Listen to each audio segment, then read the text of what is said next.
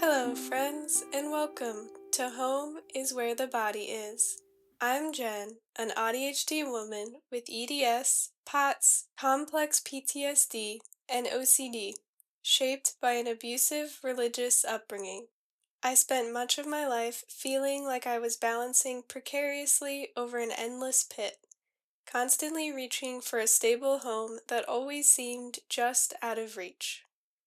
Today, I can honestly say that home is wherever I am right now, built on the stable ground that's growing out of a deepening relationship with my body and myself. In this podcast, I share the lived experiences that brought me here in case it helps someone feel less alone or supports them on their own journey home. Before diving into the episode, I want to note that I will be changing my release schedule. I will be permanently switching, or at least for the near term, to every 2 weeks instead of every week, as I try to focus a little bit more on short form video content so that I can reach more people. I'd like to get back to weekly episode releases someday, but again, for the near term, every other Wednesday is my new release schedule. Thank you all for listening, and here's the episode. This episode is a continuation of the last episode focused on parentification and how to heal from it. So I want to start with a bit of a summary of what I talked about in the last episode. So I realized that my earlier role in the family was not normal responsibility, but rather a form of emotional role reversal, aka parentification. The constant monitoring, mediating, and stabilizing of parental emotions had not been voluntary care, but an imposed function on a child within an unsafe relational system. As an adult, I shifted from automatic responsibility for others' emotional states to questioning that responsibility altogether. Care stopped being the default measure of worth or connection, and self prioritization became less associated with danger or abandonment. As a result, my sense of home moved away from managing other people's emotional stability and became tied to my own internal steadiness and choice. As the need to regulate others diminished, I could finally regulate myself. And I also want to mention that I think this is extra true for autistic people and for autistic women in particular, because we are taught growing up that everything about us is wrong, that the way we feel is wrong, the way we think is wrong. We are taught to second guess our own intuition so much, and then of course, women are socialized to caretake other people's emotions. So I just think that, at least certainly from personal experience, as an autistic woman who was parentified, it is this very vicious intersection of, conditioning, socialization, having a quote abnormal, neurotype that really compounds together to create this intense urge for caretaking and people pleasing. And it has certainly taken a lot of effort for me, a lot of healing, a lot of therapy, a lot of practice, a lot of effort to even start to break free from that people pleasing, caretaking cycle, whether in romantic relationships or in friendships or even just like at work or with strangers, etc. So I ended the last episode by starting to go through a list I had made of practical tips on how to reparent and self regulate if you were parentified as a child and struggle with people pleasing and automatic caretaking and such. I believe I already went through the first few items in the last episode, but I will just revisit those quickly, and if you don't want to hear them repeated, feel free to skip to the next section where I continue on with the list. So, number one, separate mine from theirs in real time. If you instantly feel responsible when someone else is upset, this might be why. Because you are confusing their emotions with your emotions. When strong emotions show up, it can be helpful to pause and ask, is this feeling actually about me, or am I tracking someone else's state? This interrupts the automatic caretaking reflexes. Number two, name the role you're slipping into. If you always become the fixer in emotional situations, your body learned that somewhere, aka from parentification. Silently label it. I'm being a fixer. Oops, I'm being a mediator. I've slipped into emotional manager mode. Naming this can create distance and reduces the automatic reenactment. And number three, practice delayed response instead of instant regulation. If you feel like you have to respond immediately when someone's upset, jump in immediately to regulate them, that urgency isn't random. If someone is distressed, wait before responding. Even a short pause retrains the reflex that you must stabilize things immediately. Okay, on to the rest of the list. Number four, build tolerance for discomfort without fixing it. If other people being upset feels unbearable to you, there's a reason for that. And that reason is that when a parent was upset when you were a child, or I guess this is a likely reason, that meant danger to you. So your adult nervous system retains that danger signal. So a way to interrupt that is to let others stay upset without intervening. Start small.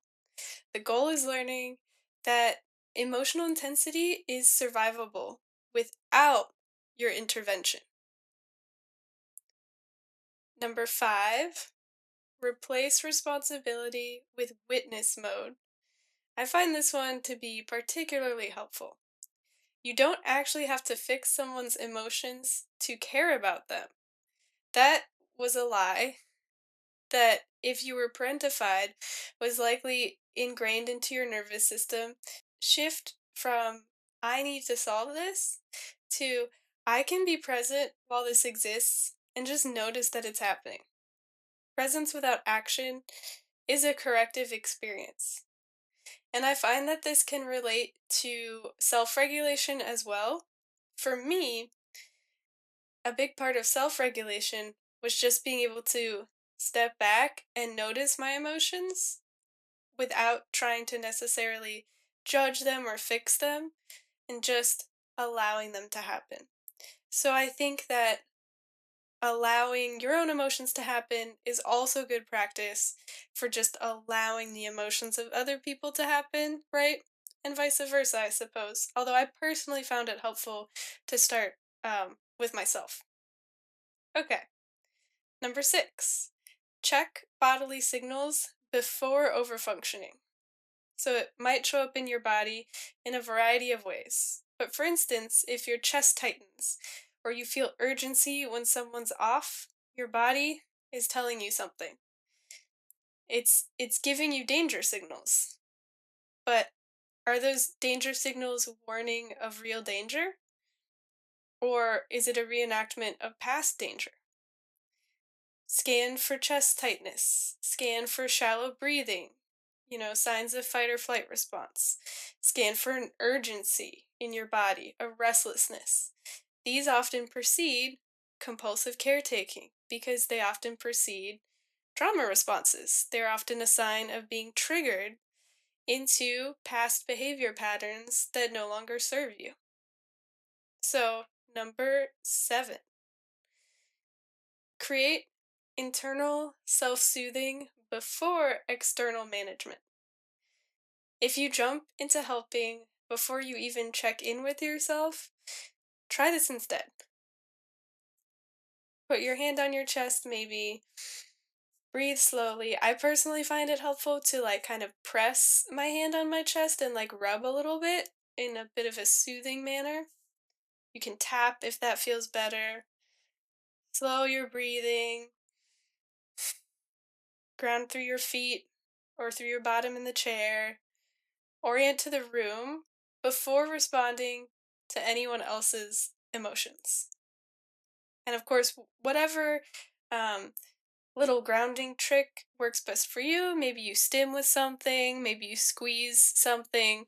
Whatever works best for you is what you should use in that moment. Whatever feels grounding and helps you to slow your breathing and just um, be okay internally before you externally jump in to try to solve somebody else's not okayness. Number 8, practice saying low stakes no. I also found this one to be very helpful. If saying no feels way bigger than it should, it's probably not about this present moment. It's probably about something that was ingrained to you as a child while you were being parentified and couldn't say no to your parent, etc. Start with small boundaries where nothing is at risk. Build evidence that saying no does not lead to relational collapse. So, this could just be something as simple as no, actually, I'm not a fan of that coffee shop. Can we meet at this other one? Or, no, actually, I'm not a fan of that type of food. Would you like to grab this other um genre of food for lunch? Etc. Genre's not the right word. I'm blanking on the right word. Um, but small stuff like that, I think it's kind of impossible if you're always trying to start with something huge. Like, no, actually, I can't go to your wedding because I find it hugely overstimulating and I will have a meltdown and be burnt out for like a week after. But I'm happy to, meet up with you afterwards and have a nice little celebratory dinner and bring you presents, whatever it may be. That type of boundary is much harder. Or like, no, I don't have the capacity to listen to you complain about your job or your boyfriend or whatever for the hundredth time. I mean, obviously there are nicer ways to say it than that. And you should say it in a nice way. But I'm trying to say that those are like master level boundaries. Like that's like critical mode in video games for those of you who play video games. Critical mode um of saying no. So start small. I have found that to be very helpful. Okay. Number 9, reparent with direct self-talk.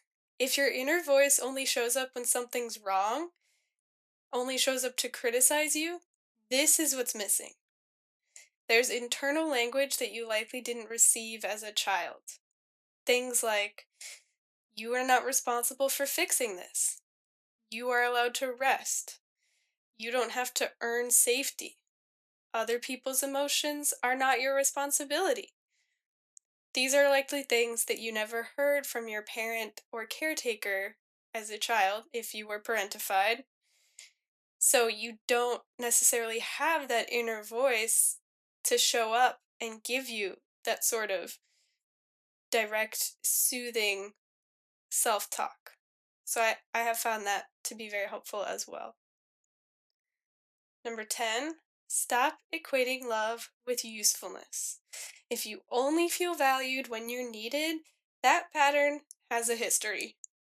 Actively question the reflex that being needed equals being valued. Replace it with, I am allowed to exist without performing care. I think a lot of us have this unconsciously deeply ingrained in us that to be needed is to be loved. And that is not true. So it can be helpful to try to intentionally separate that and say, this feeling of being needed is not the same thing as what really being loved for who I am feels like. And I know that's really hard, especially if you've never experienced really being loved for who you are. I get that. And it is really hard. And I think the only thing you can really do, if there's not some magical person popping out of the woodwork being like, I'm here to love you for who you are. I mean, therapy certainly really helps, having a therapist who can like model that unconditional love. But even just starting with loving yourself, even if you're not being needed or performing some essential function, I personally have found that to be helpful. Number 11, let relationships be uneven without correcting them. If you feel the need to, quote, balance every relationship, this might be coming from parentification. Notice the urge to rebalance emotional labor and practice not stepping in to equalize. And what I mean by this is not to give heterosexual men the excuse to perpetuate this documented emotional labor imbalance in hetero relationships. I think that on average, emotional labor should equal out.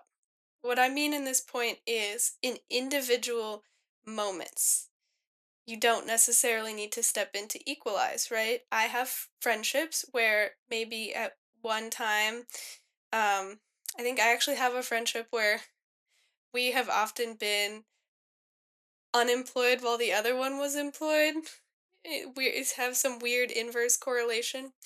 So if my friend is struggling with unemployment, I might step in to be there for her a little more. And then I'm struggling with unemployment and she's doing well. She might step in with a little more emotional support. But on balance, I feel that this support is flowing back and forth in a very balanced way. It may just vary moment to moment in terms of what each of us is struggling with and how each of us is doing in any particular moment. And by moment, I might mean like a stretch of months or days, or maybe it's just 20 minutes where one of us gives an extra helping of emotional support to the other. So I use moment to be a little bit more expansive. Um, but this is correlated with, I think, number 12, practice receiving without reciprocating immediately. If you can't receive support without giving something back immediately, notice this. Allow support, kindness, or attention without instantly trying to repay it back. Number 13, build identity outside of emotional labor. If you don't know who you are outside of helping people, first of all, you're definitely not alone. But second of all, you're probably not approaching relationships in a healthy manner. Engage in activities where your role is not a helper, a fixer, or a support system. So, again, I don't mean this to be an excuse for people to just completely dump necessary emotional labor. All relationships, friendships, everything requires equal, more or less equal mutual emotional labor. But what I am saying is, if you literally don't have an identity outside of providing emotional labor, and regardless of how much the other person steps in, you're always just giving everything of yourself to all your relationships, right? And you just literally can't exist without that type of relationship where you're providing constant care. That's what I mean. And I also want to say that, I have a lot of experience with this. Want to make sure to note all of these things on this list are things that have been helpful to me, but also, like, I have felt like I didn't have an identity without having a caretaking relationship. I have equated love with usefulness. Um, I have been unable to say no in both low and high stakes environment. So I want to make sure to specify that this is not coming from some place of superiority of like, oh, stop being so ridiculous, just follow this advice. I would like to rather present it from a place of I have, made all of these mistakes as well. I also grew up with this conditioning. These were things that I found to be helpful, and you can take them or leave them if they resonate with you, if you think they would be helpful to you. Okay, number 14, normalize guilt without obeying it. If guilt shows up every time you set a boundary, that doesn't mean the boundary is wrong. Contrary to what your upbringing or your social conditioning might have taught you. Guilt will often appear when boundaries are new. It can be helpful to treat it as a conditioned signal, not a directive. So treat it as, oh, look, guilt is popping up. I have been conditioned to respond with guilt anytime I enforce a boundary. But that doesn't mean that I have to act from this guilt. This signal was conditioned into me. I reject it. I do not have to act from it. That's kind of how I see it, right? Because it's rather than eliminating the signal completely, because that takes a lot of time, it's helpful to start with acknowledging that signal and then more or less choosing not to act on it, choosing to ignore it. Okay, number 15, our last tip, anchor in present safety cues. If your body reacts like you're still in the past, like you're still that little kid, even when you're not, even when you're an adult, this is why, right? Because your nervous system is stuck in the past. Your nervous system is not taking in the present safety cues, but is rather existing at a time where there was no safety. So I have found it helpful to remind myself this is not that environment anymore, right? This person that I'm talking to is not my dad, is not my mom, right? From everything I've seen, this friend that I'm talking to is not going to fly into a rage if I don't jump in and fix her emotions right away in the same way that my dad did, etc.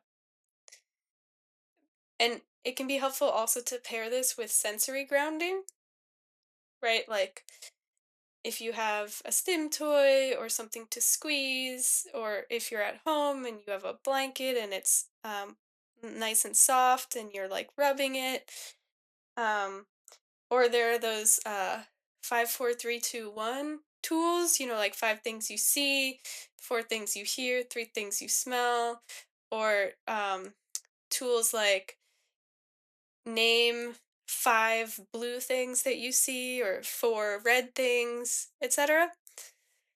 So, grounding yourself to the present environment, I have found this to be very helpful because it reminds me and my nervous system and my body that we are in a safe place, this home that we have built for ourselves, and my parents are not here. So, I do not have to react as if my parents are here, as if I'm still a vulnerable child, as if that danger is still ongoing. In summary, if you grew up responsible for other people's emotions, these are some ways that you might be able to rewrite the patterns that your body might still be running from your childhood. Number one, separate mine from theirs in real time. Number two, name the role you're slipping into. Number three, practice delayed response instead of instant regulation. Number four, Build tolerance for discomfort without fixing it. Number 5, replace responsibility with witness mode. Number 6, check bodily signals before overfunctioning. Number 7, create internal self soothing before external engagement. Number 8, practice saying low stakes no. Number 9, reparent with direct self talk. Number 10, stop equating love with usefulness. Number 11, let relationships be uneven without correcting them.